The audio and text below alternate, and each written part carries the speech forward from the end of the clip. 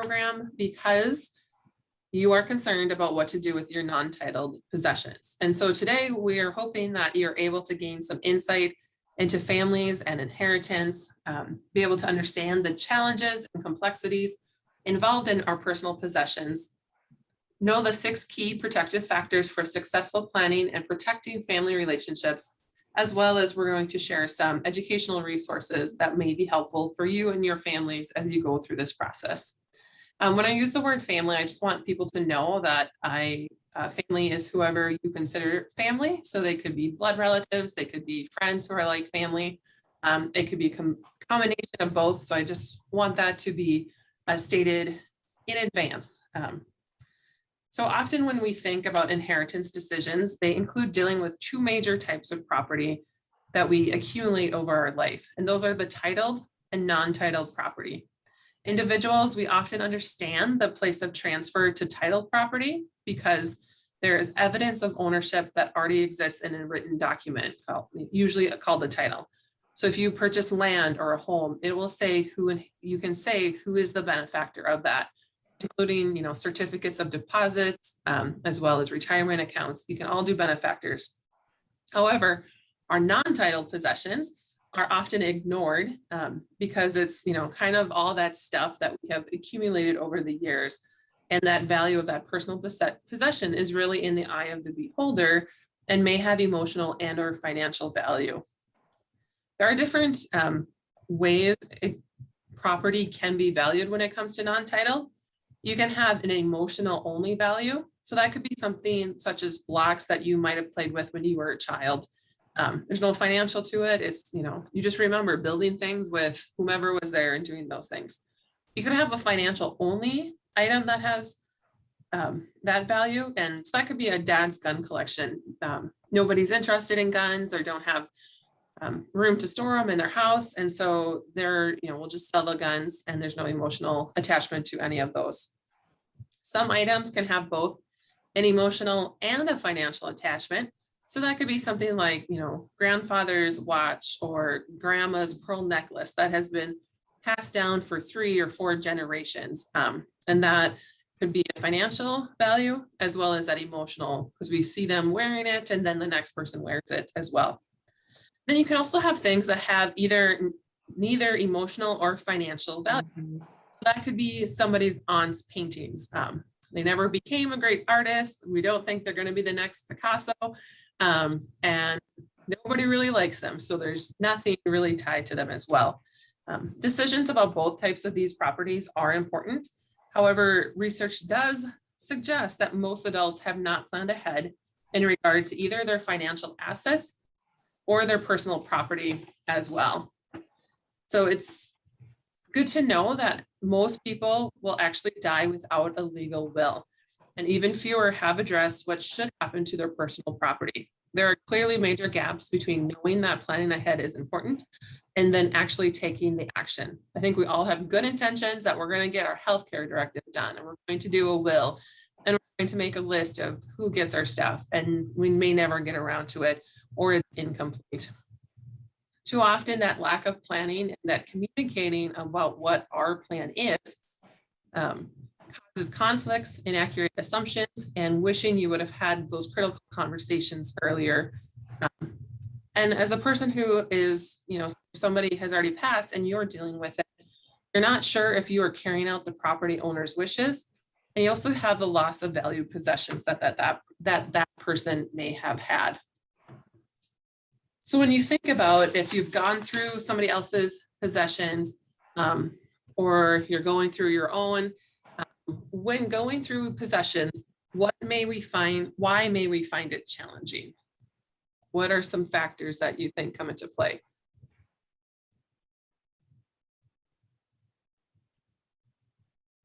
Feel free to put that in the chat. Or we're a small enough group, we could probably unmute as well. Memories, emotional factors, emotions.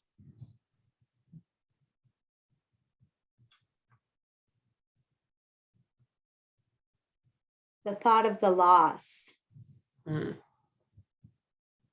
Siblings may want.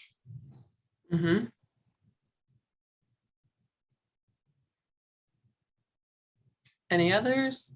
That was it. Okay. Well, think of something, feel free to put it in. But those are all factors that do make a difference. There have been actually a lot of headlines about estate planning, non-titled asset transfers, all of those things be included. And they continue to be, you see headlines. So a few of these are a little older than others, but you know, what small items can mean big headaches. That's what we're talking about. We can talk about when heirs collide, fight over estates can tear families apart. And here are some guidelines to keeping the peace. So those are all things that can make a difference as well. And we're trying to avoid the squabbling and the hurt feelings and all that kind of stuff that we're going through. So often people or estate planning books will just say to divide my possessions equally among my children and heirs. Would that work in your family? Who knows? It may have, it may haven't. Non-title transfers are to assume to be very matter of fact, and that this will be easy as well as simple to just split everything up equally. And that's far from reality for most of us. The experiences of families, estate executors, and attorneys suggest that it is most often non-titled property that is the source of the family conflict during the inheritance. It is not the money or the titled possessions. So what are some of those complexities? And you have answered a few of those. So in many cases, it is the emotional meaning of personal possessions combined with the nature of our family relationships that offer challenges when it comes to this. Passing on personal possessions involves a complex process of holding on, but then also letting go of memories of your family history, of important relationships, as well as the objects. Holding on and letting go of possessions is as much about those memories attached to them and grieving the loss of the owner as it is about objects itself. In many cases, those objects are tied to remembering and respecting our family members, our family history, rituals, traditions, and relationships. So you think of baptism gowns or the celebration plate that everybody had for birthdays, or things at family gatherings that were always put out, or special decoration. So it's really not about that pie plate or that decoration or that baptism gown. It's about that memory of that we all share. And then we have a quote from an adult daughter who reflects the difficult nature of losing a mother, a family home, and dividing possessions. So mom's funeral was a piece of cake compared to cleaning out the family home and closing the door for the last time. And if you've gone through that, you may feel the same way. Often too, when we are distributing items, we feel that there can be messages that are, and things that are said that are unintended or intended about who gets what, when, and how. That can all destroy our family relationships as well. They're symbols of trust, love, power, control, favorites, reward, and punishment that also can come to play during this time. There's also insight into how the family relationship currently is. Who counts in the family? What are the boundaries and quality of the relationships in this family? You also think about the decisions about who gets what property can carry and have consequence, especially when you think about family relationships. So the parent and child amongst the siblings, stepchildren versus biological children, any extended family members who may receive items and that may not always, somebody else may not always agree about that as well. For some family members, decisions about parents' possessions can be that last straw in a long history of conflict and struggles between their siblings and their in-laws. In other cases, it can bring families together to be able to enhance relationships and to be able to come to decisions together. Passing on possessions can symbolize love, trust to carry on family history and rituals, power, reward, or punishment. We also want to make sure that, during this time of these unintended messages of, mom always liked you best, They knew I wanted and gave it to you. And there may be other reasons, but we don't know that. And those sorts of statements, that they come to play, can reflect ongoing rivalry among siblings, or there's an unresolved family conflict that is happening. So think about how a son might feel when a father leaves a watch to the son-in-law when previously it was passed from the father to the oldest son for 3 generations. Consider a situation where a dad remarries in his 60s and his wife moves into the home where his 3 kids grew up. Dad dies suddenly without a will, and his new wife inherits all the possessions in the house. How might a daughter feel when she sees her stepsister wearing her mother's pearls, the pearls her mother wore at special occasions? So these decisions about property will offer insight who counts in a family of kinship and network, who's in or who's out, or who has status. So consider when you're including or excluding stepchildren as well as biological children, or only including adult children that have good quality relationships with parents.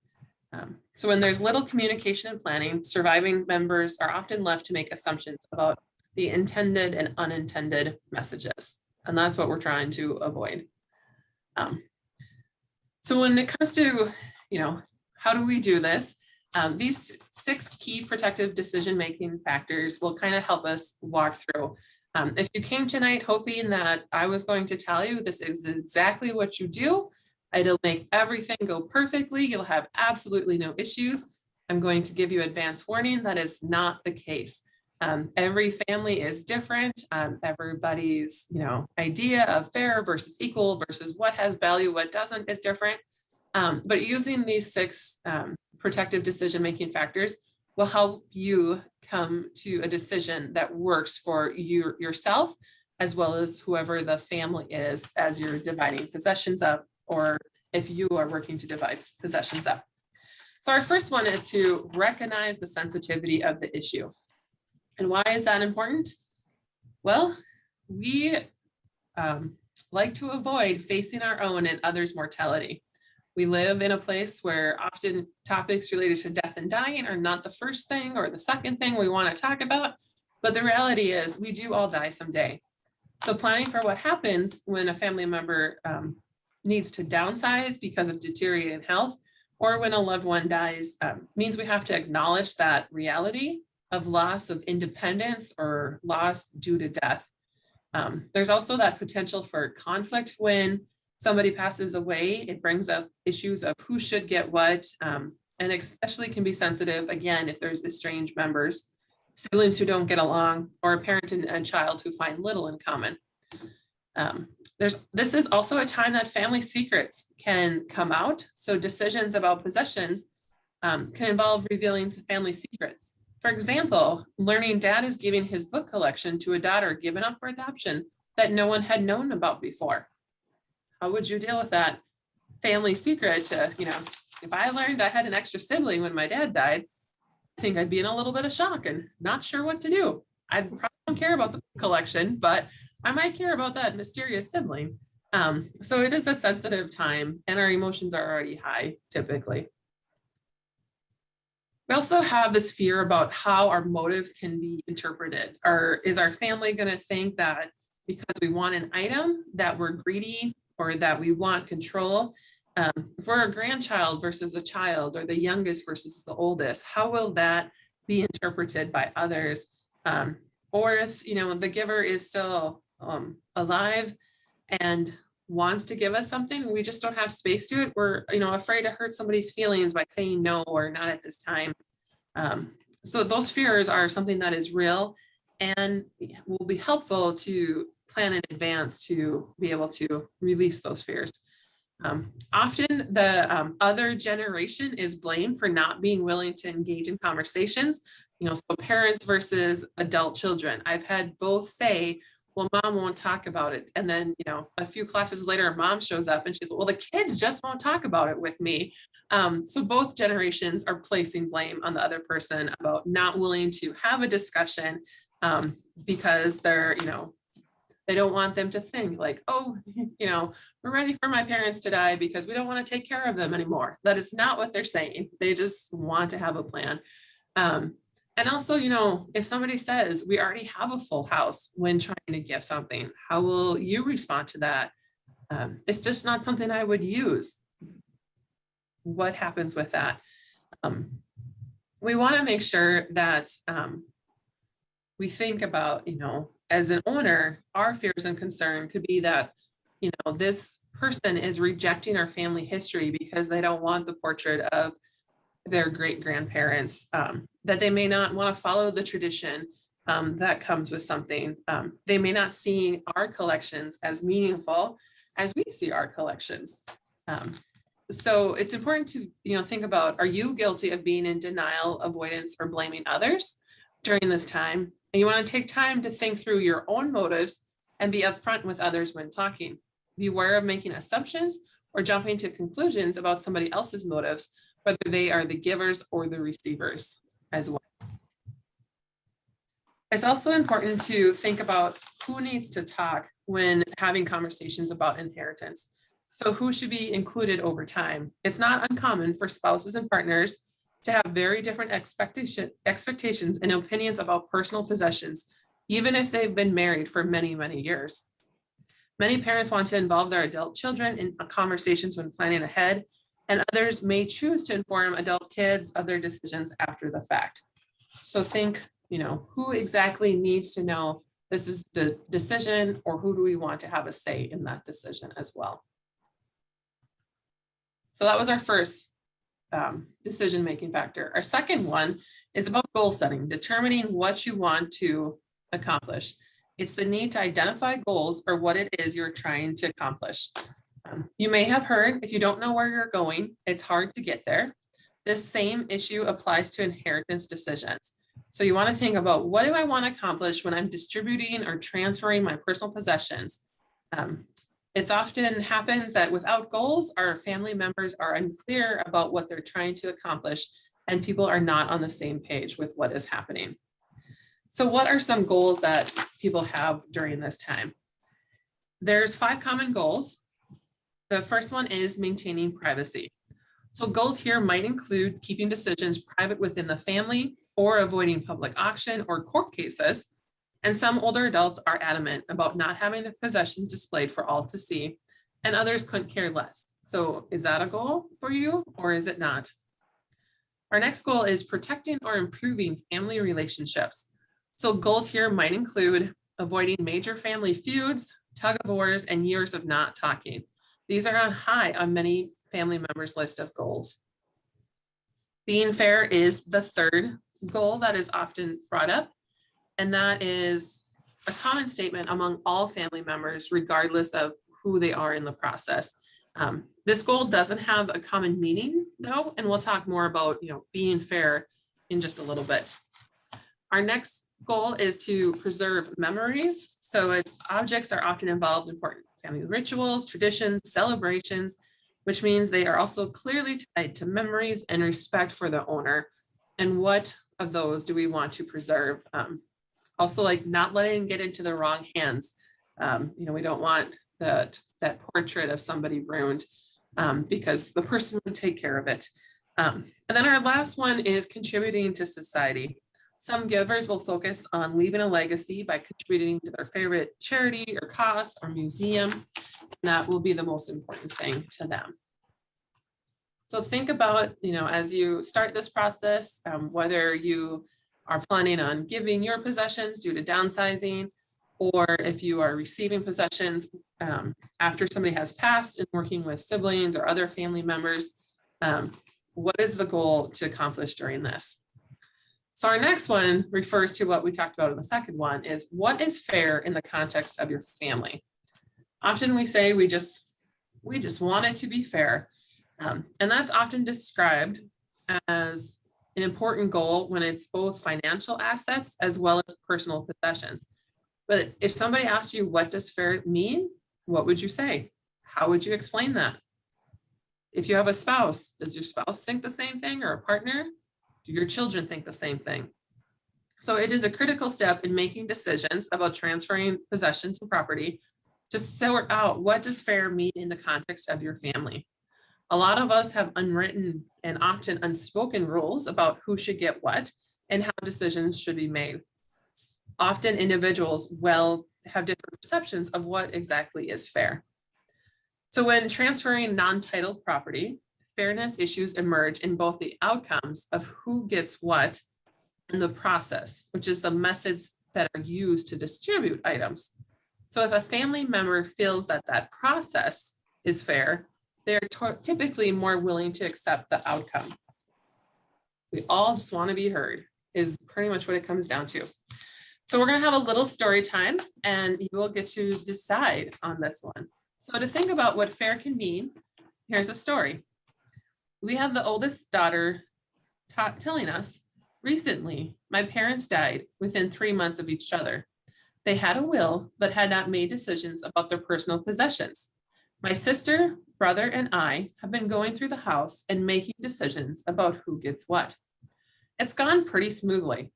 There is only one item in the whole house that all three of us want.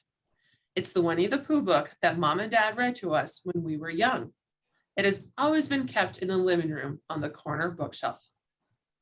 On the slide, you will see that we have the three siblings. The oldest is a daughter who's 48, divorced and then remarried with 2 stepkids that she is raising. The second daughter is 46 and single, and the son is married with 1 child.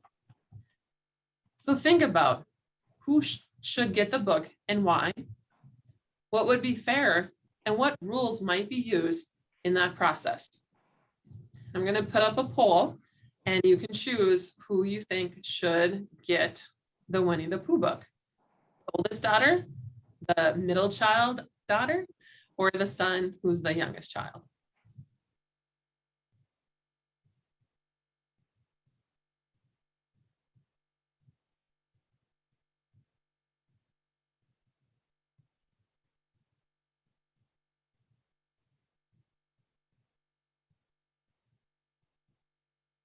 We'll wait just a few more minutes for a few more people to go on.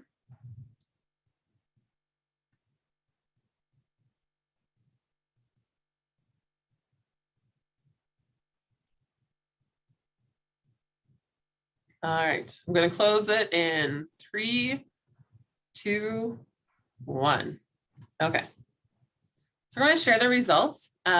So 26% of the people who participated said the oldest daughter. 5%, which is actually only 1 person, said the middle daughter. And 68% said the son. So I would like a volunteer who chose the oldest daughter to unmute yourself and tell us why the oldest daughter should get the book. You can raise your hand or just unmute and start talking, if you're willing.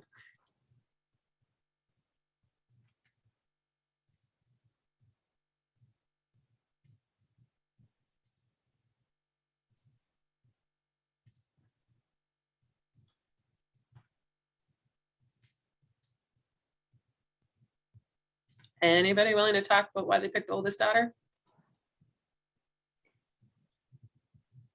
Lily says, I'm with my 3-year-old niece, but I am happy to share. Go ahead. We're okay with the 3 background.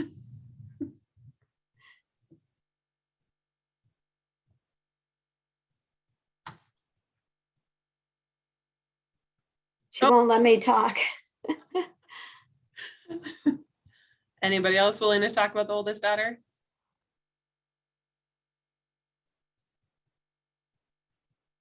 Or the 1 person who picked the middle daughter?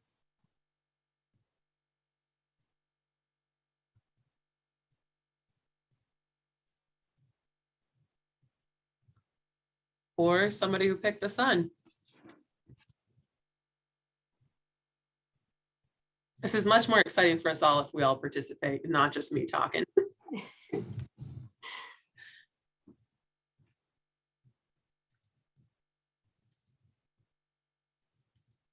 Trying to find my unmute. Okay.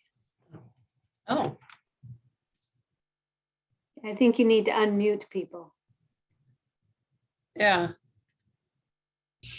I picked now? the son because it's the one biological grandchild. But I Okay, guess that would thanks. also depend on if the stepkids were treated like one of the regular grandchildren. Because technically it should go to the oldest daughter probably, but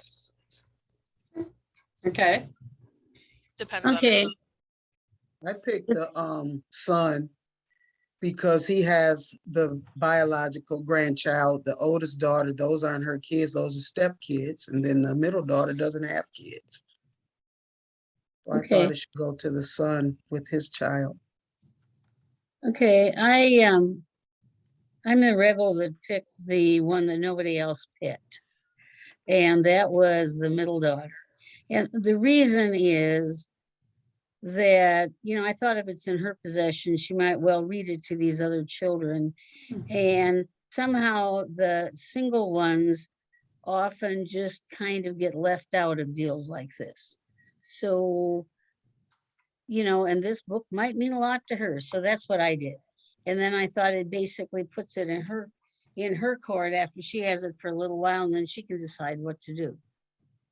mhm, We do have a couple comments in the chat.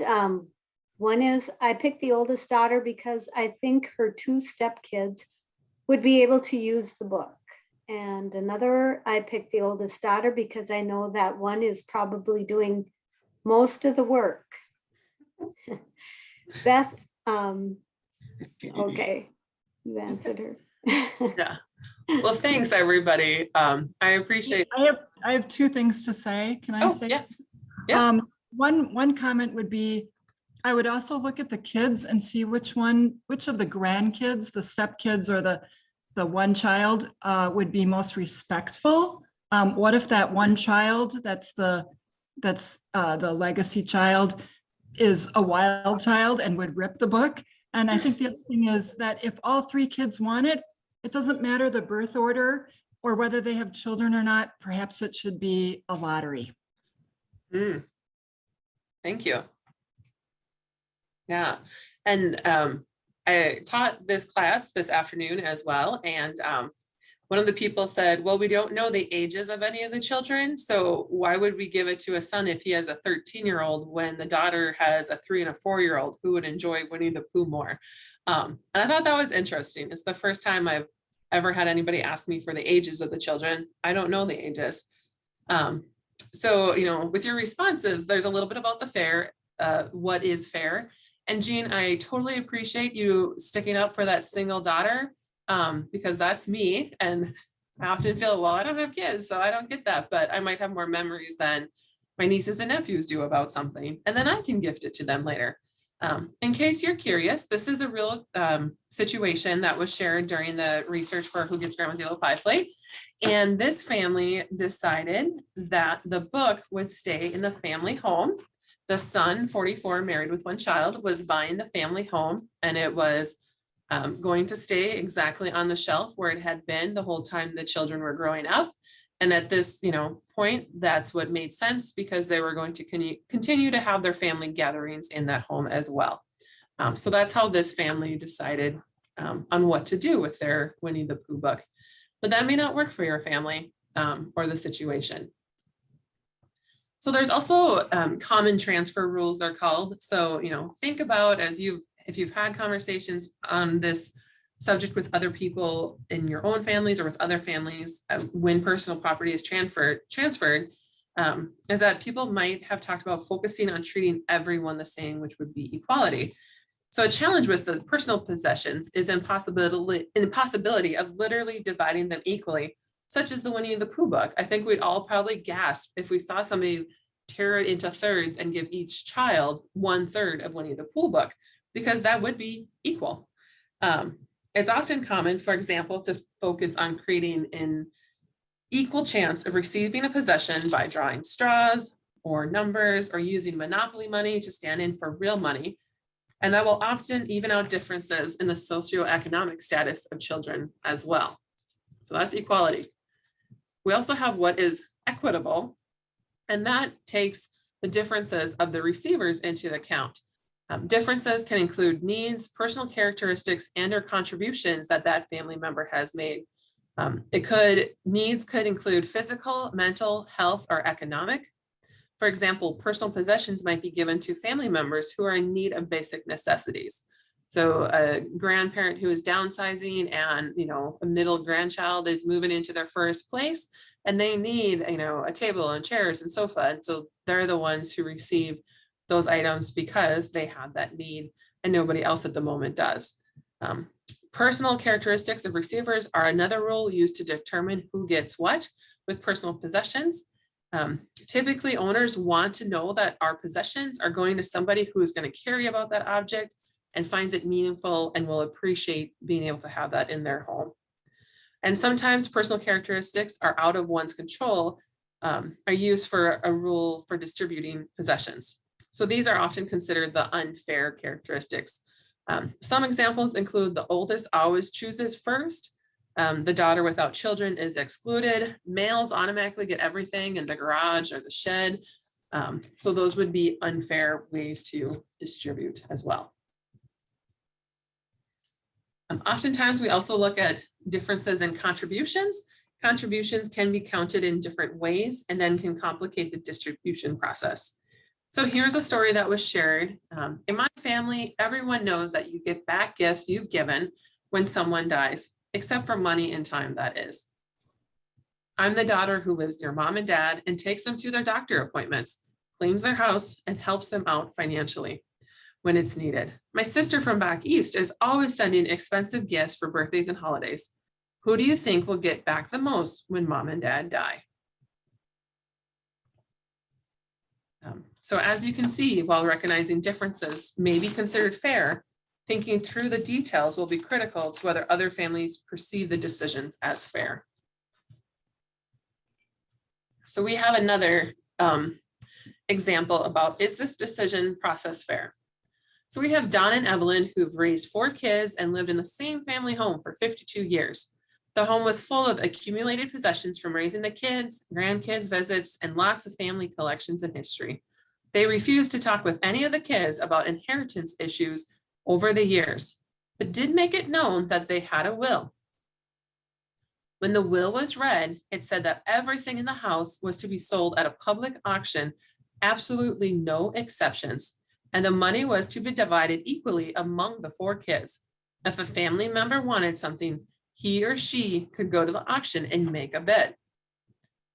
So as you think about that story, do you consider Don and Evelyn's decision fair? Yes or no?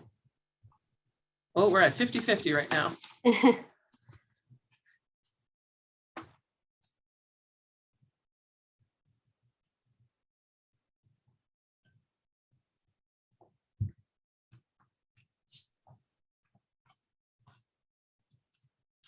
Oh, we've broken a tie. That's good.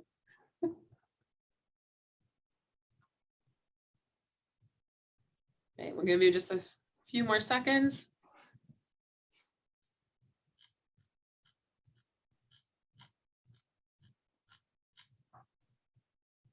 Well, that's pretty good.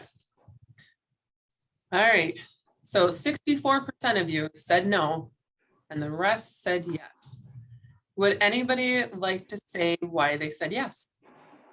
Or like to share why they said yes? I said yes because it would be a fair way and everybody would get a chance to buy what they want. My objection to it is that at bidding at auction, there's other people bidding that raises the price, and they bid against the family, and then the family ends up paying more for an item than what really would be necessary. So I don't think it's the best way to do the job.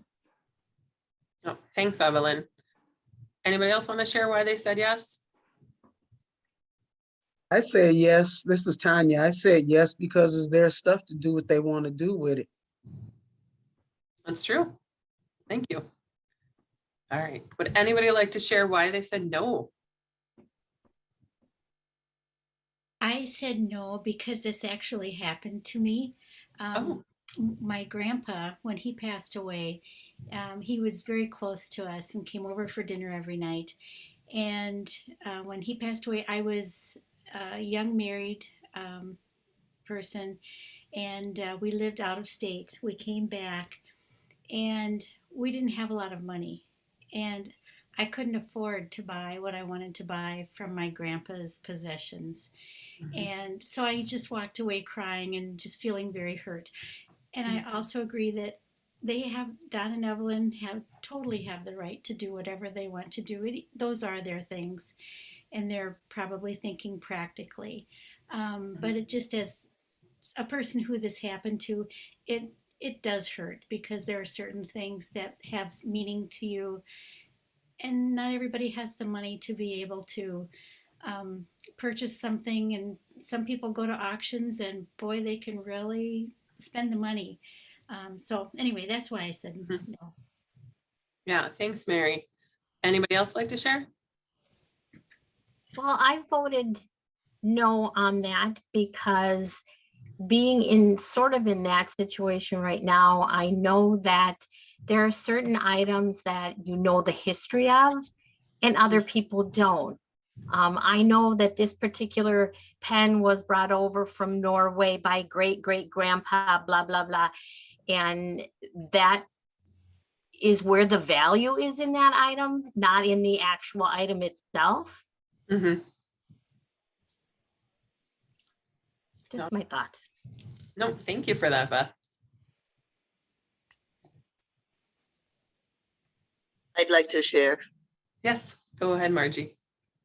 After my mother died, my father held an auction, and I had to bid on a small cupboard that had been mine as a child and that I still have, and other grandkids have all played with it. And I think I did pay quite a bit for it, but when the public realized who was bidding and what it was for, then they finally stopped bidding. But it hurt a lot. My dad didn't seem to care. Yes. Yeah. Thanks for sharing, Margie. I'm glad to hear that you were able to get that covered, though. Yes. And I still have it. Yeah, that's awesome. Do you have plans for it, though? That's what I'm trying to figure out now. But I'm trying to take the things that I'm not necessarily using right now and give them ahead of time.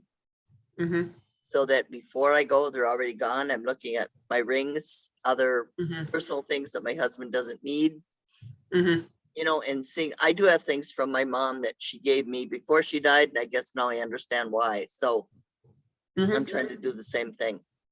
Yeah, that makes sense. Thanks, Margie. All right. So yeah, as people have shared, there is no kind of yes or no answer or cut and dried.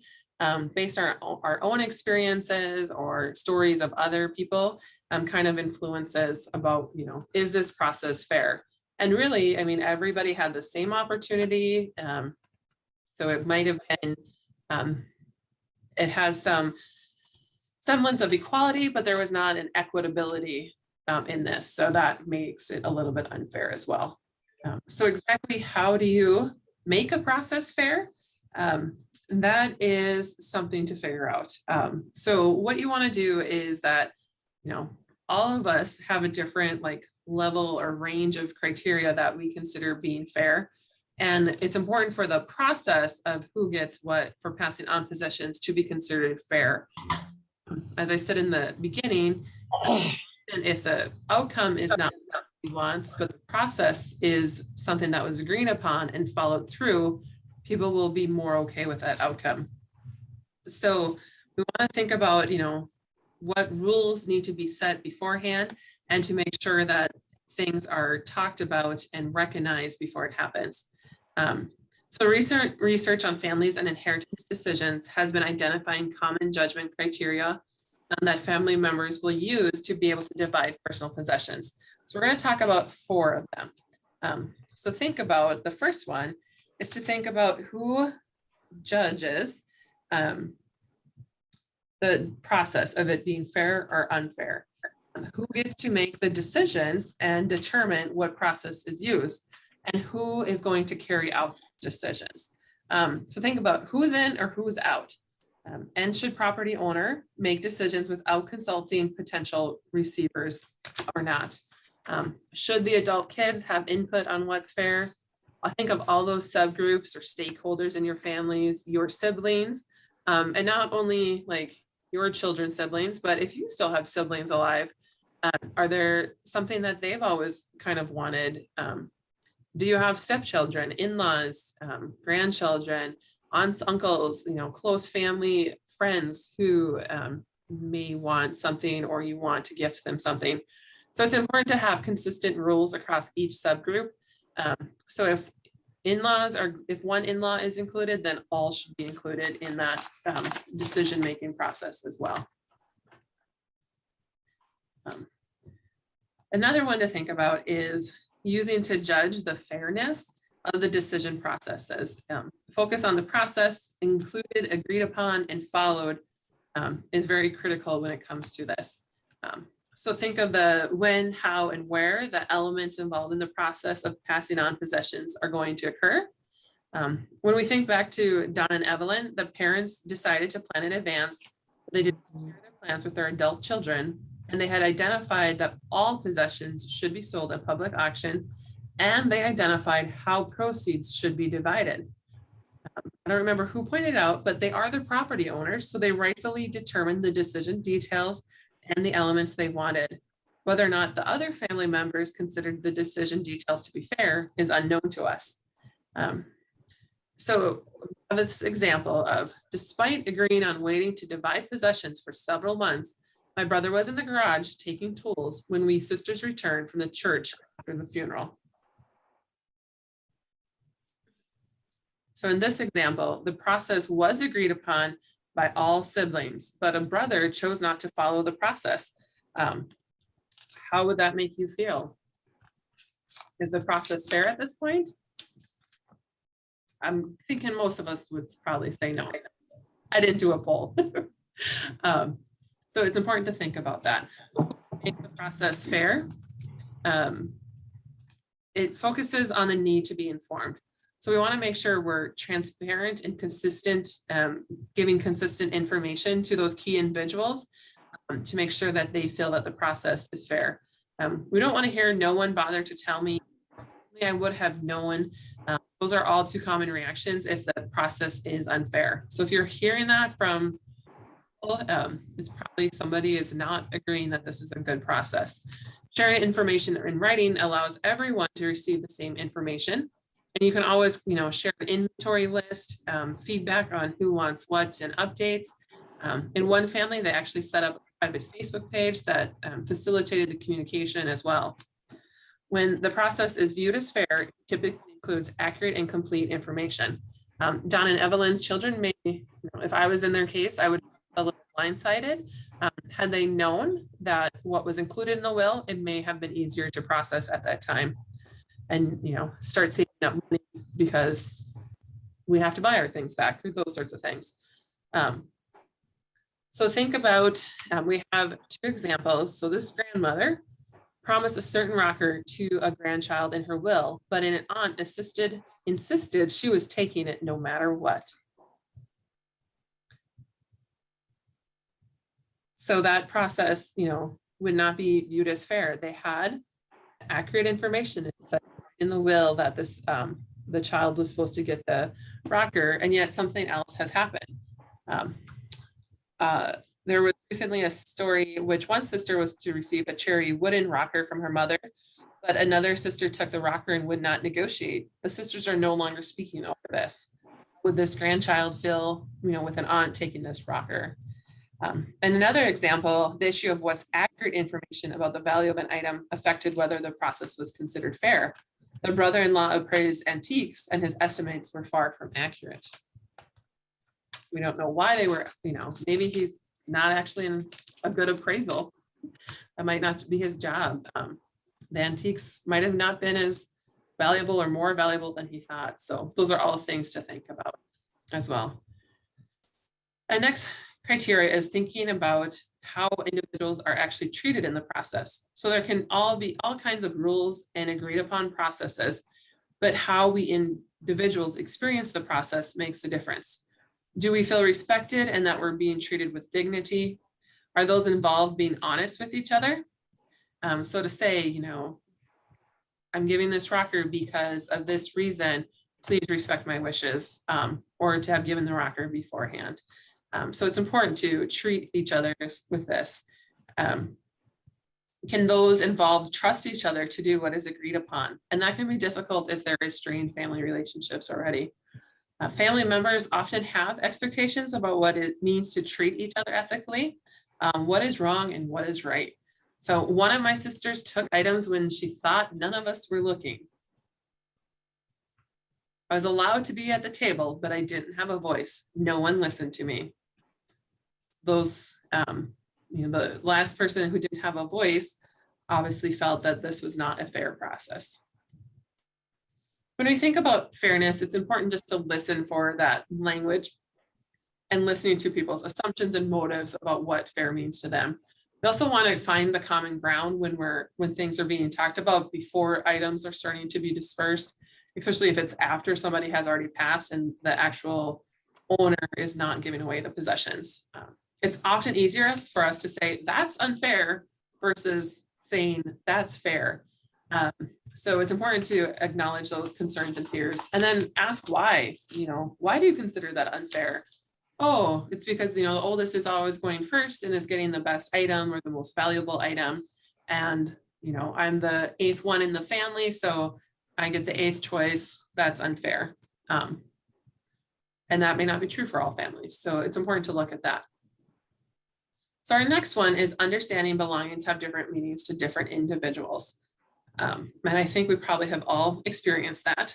So often, older adults want to ensure our prized personal possessions and family heirlooms will go to individuals who will truly care about and value that possession. But how do you know it's meaningful or valued by potential recipients? Remember, value is in the eye of the beholder. For example, a sister might value a second generational round oak table because she remembers playing card games and other games on it and wants to pass the table down to her children in the future. On the other hand, I may not have the same memories because there's a difference in age, and I see financial value in the table, knowing that I could sell that antique table for $1,000. In another case, a dad might highly value his collection of baseball cards, but it might be that no one else in the family really cares about them. Marlene did a whole bunch of stories when they were organizing this program. And this one always makes me laugh. She talks about being able to still hear an older woman who shared how excited she was to give her collection of 350 thimbles to her niece.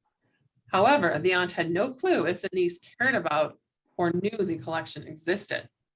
So it's easy to make wrong assumptions about who would want and why.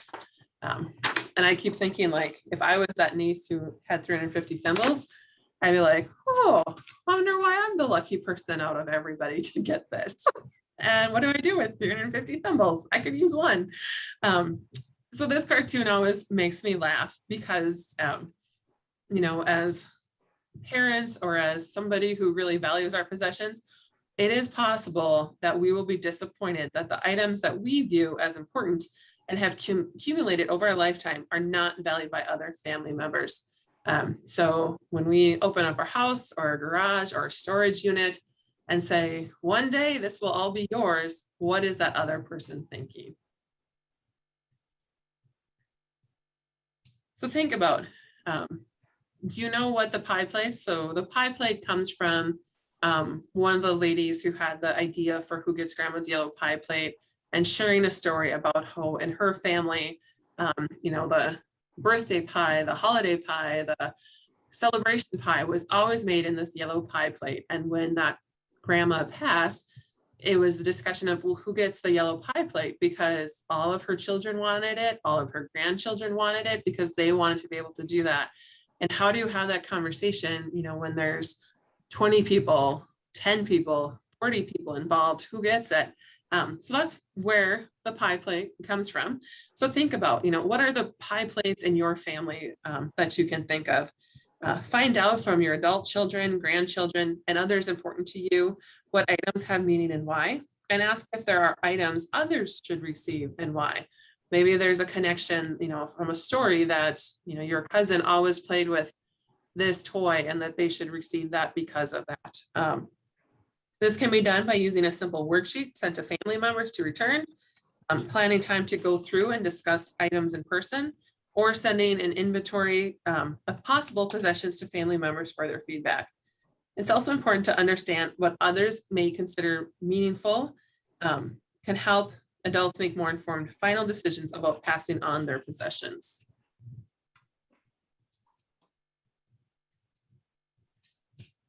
So if you're willing, please share a possession you received that was meaningful to you and why. So oftentimes there may have been discussion about some items, but family members are often surprised at what items have special meaning for others.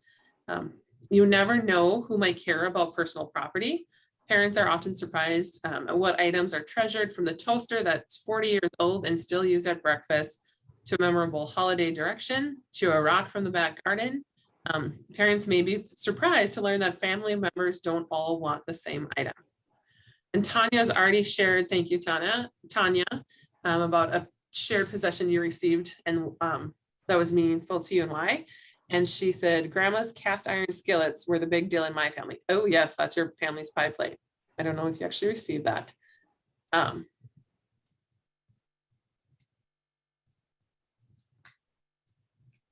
Grandma's wedding ring. Yeah, go ahead, Julie. My mother's opals and other jewelry.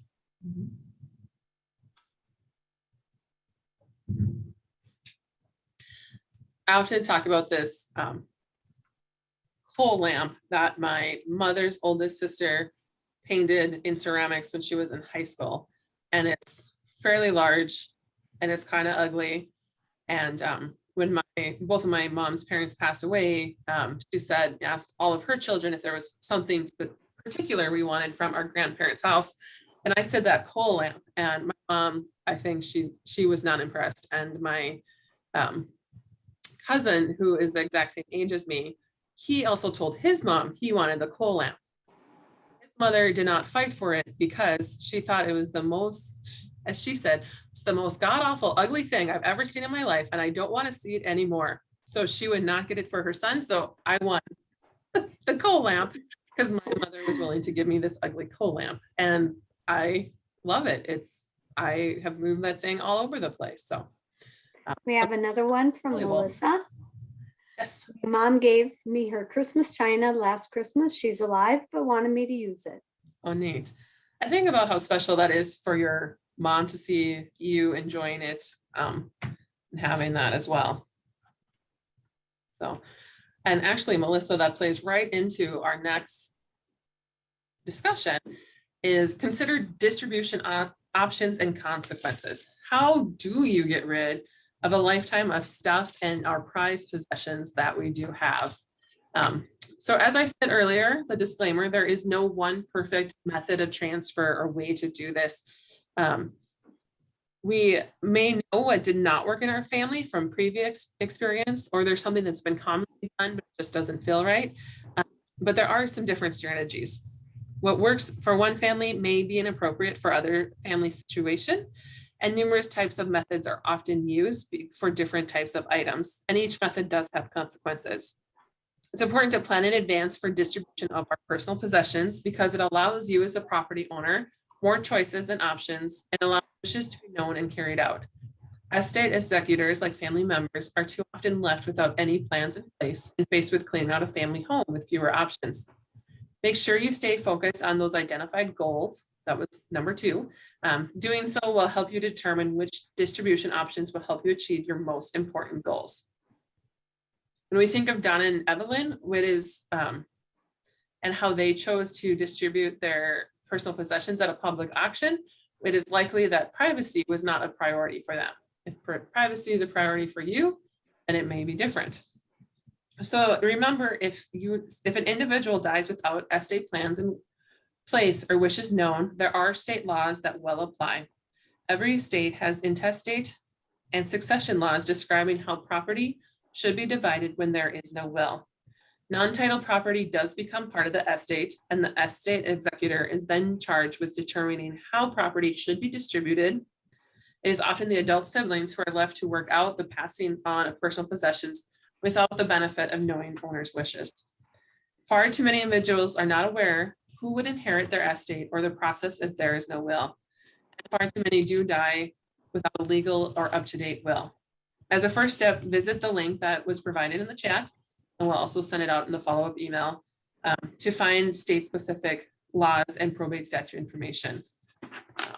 If you have a special situation, it's also good to contact an estate lawyer. So in making decisions about your personal possessions, the recommended approach is to create a legally recognized written list as part of a legal will, explaining who should get what property after your death.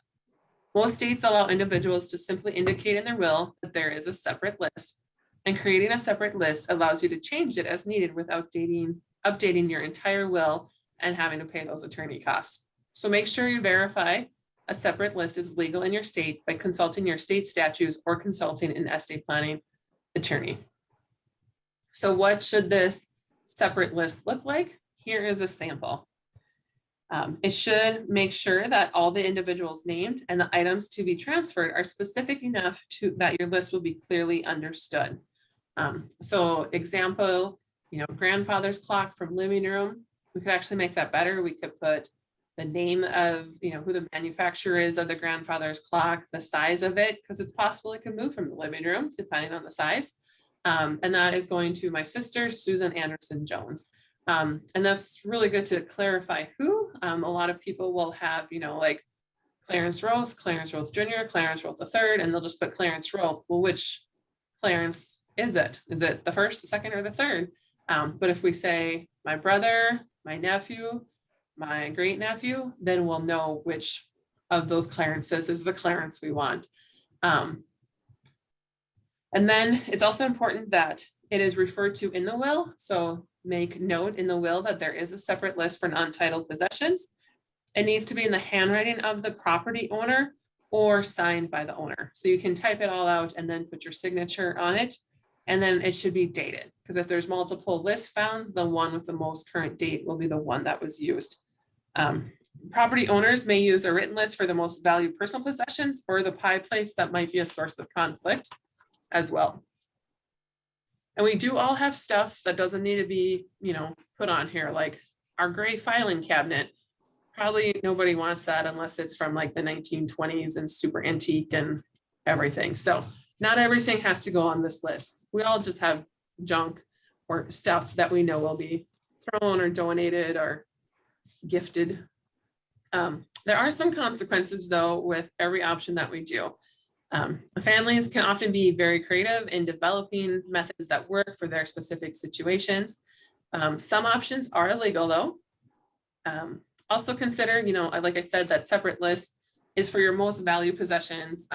All the other stuff given to charity, secondhand stores, sold at auction, or be shredded if it's got information and put in the trash.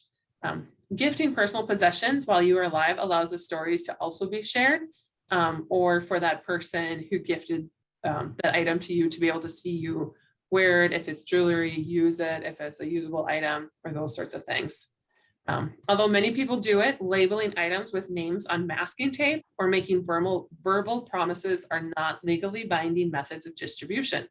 Labels are known to disappear or be magically moved or be replaced with somebody else's name. Auctions do allow possessions to be bid upon in a public setting or creating a private auction process for family members only. Auctions can be held either online or in person as well. And some people, I've known some families who do an auction for the family only with Monopoly money. And they all start with, $500 Monopoly money. And the first item goes up to bid and, somebody might spend their whole $500 on it. And then they have to patiently wait until everybody else runs out of their $500. And then they all get $500 again and start the process again. So that can make it a little bit more equal on the socioeconomic side for that.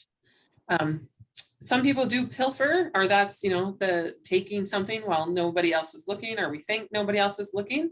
That is considered unethical, but by many, but is a reality for many families.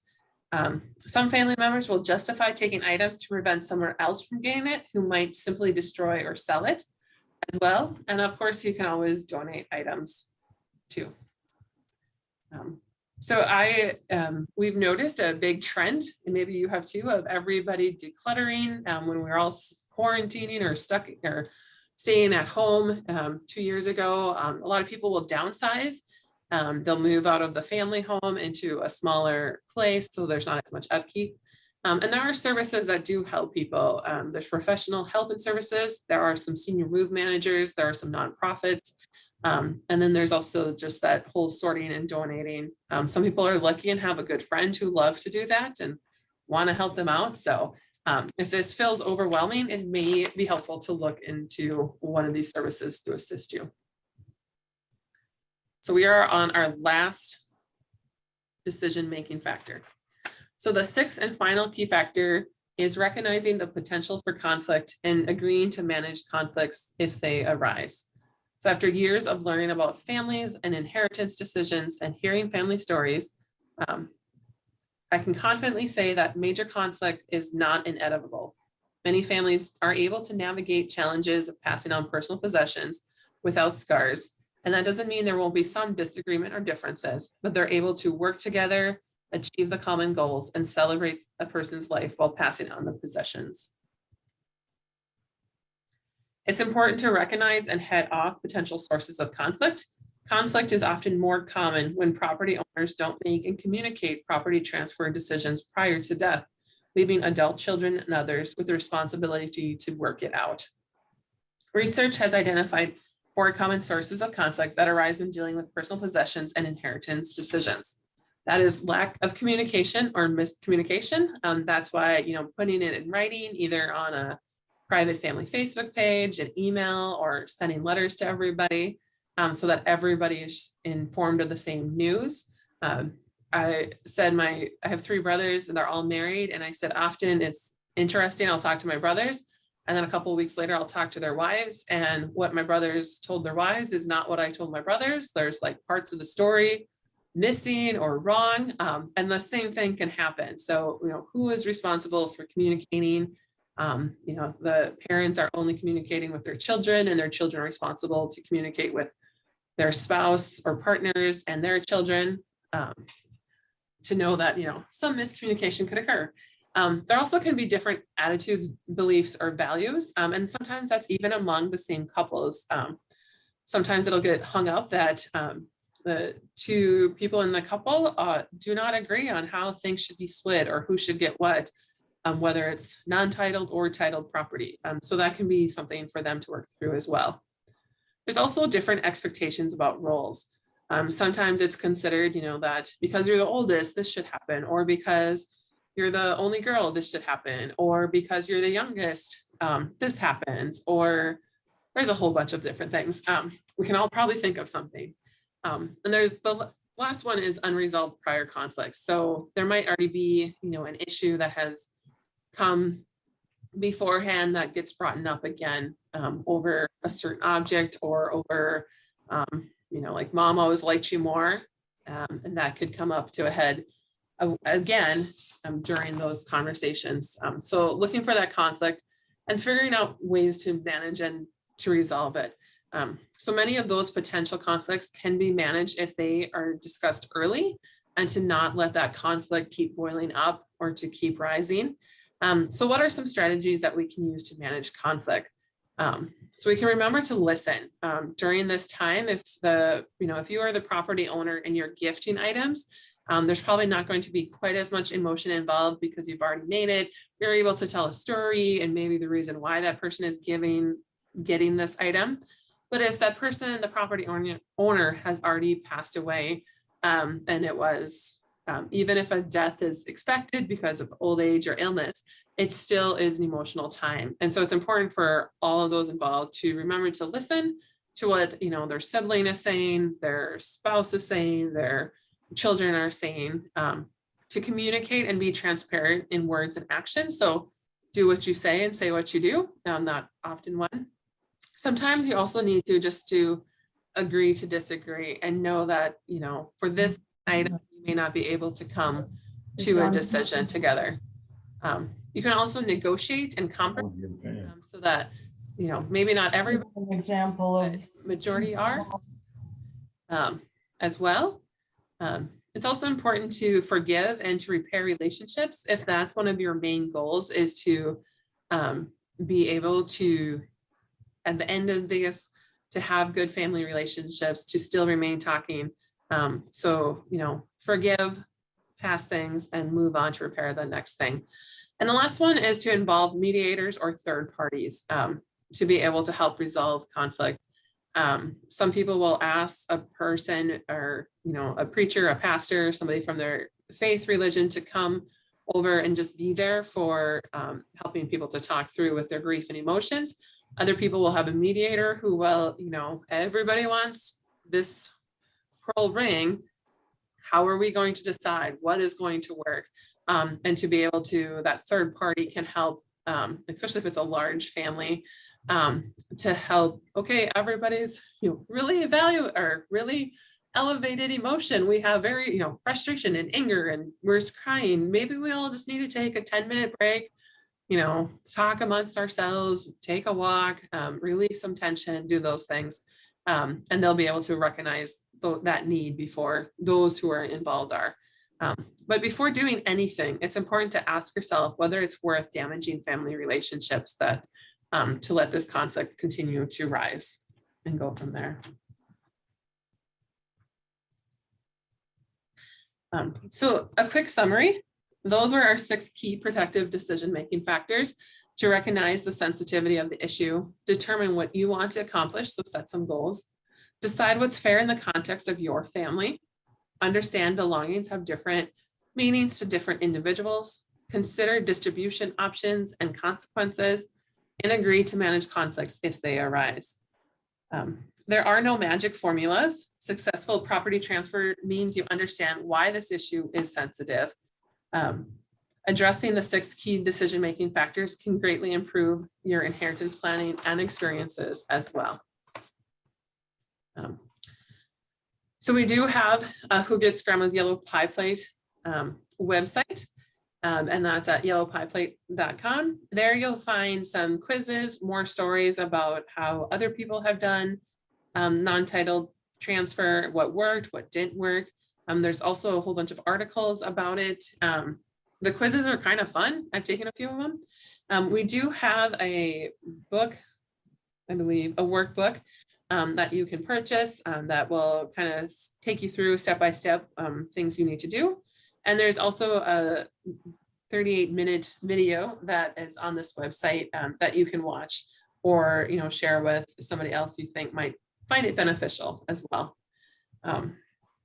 So the distribution of our lifetime of accumulated personal possessions doesn't have to be a family nightmare. Instead, it can be a celebration of a person's life and provide meaningful continuity across generations.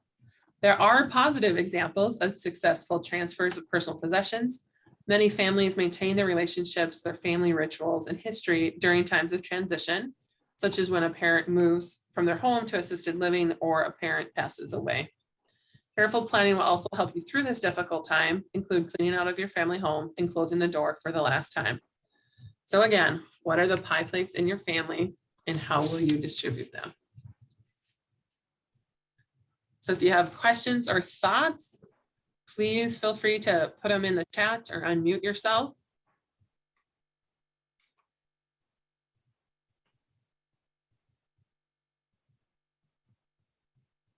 While you are typing or writing, there is an evaluation we would love for you to fill out.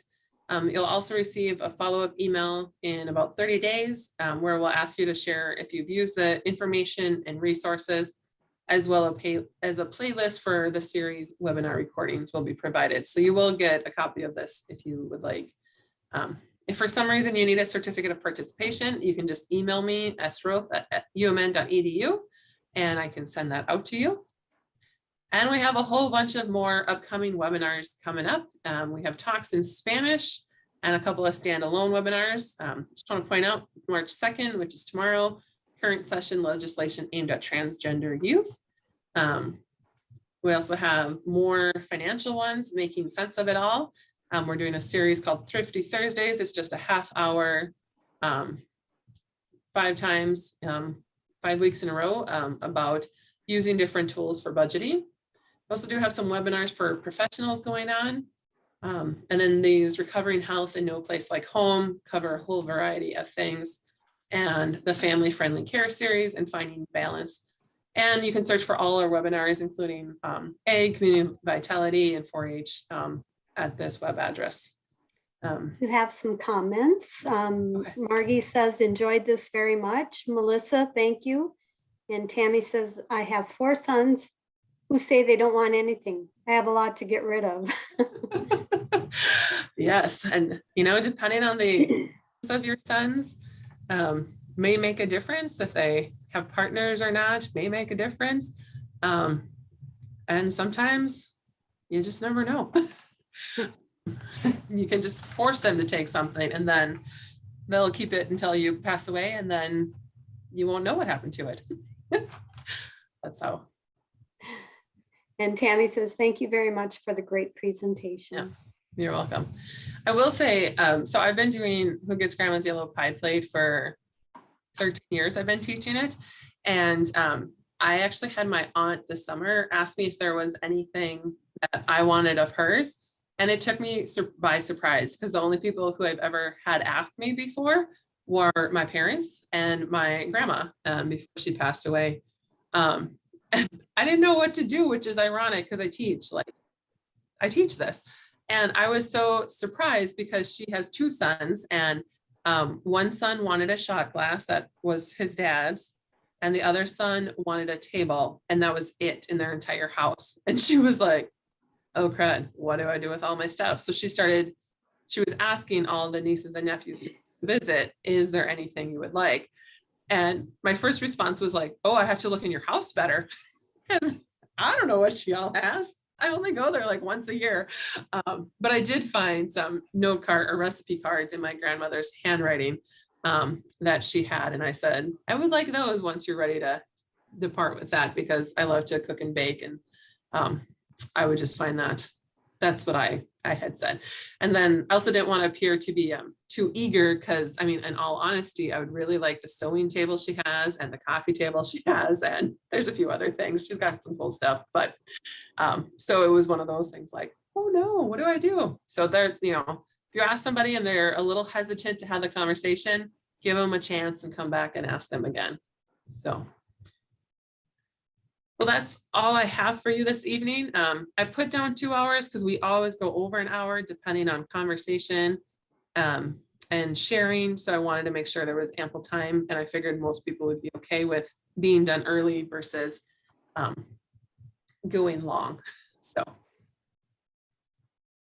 Yeah. Thank you, Samantha. It was very thought-provoking. Glad to hear that, Beth. Good luck.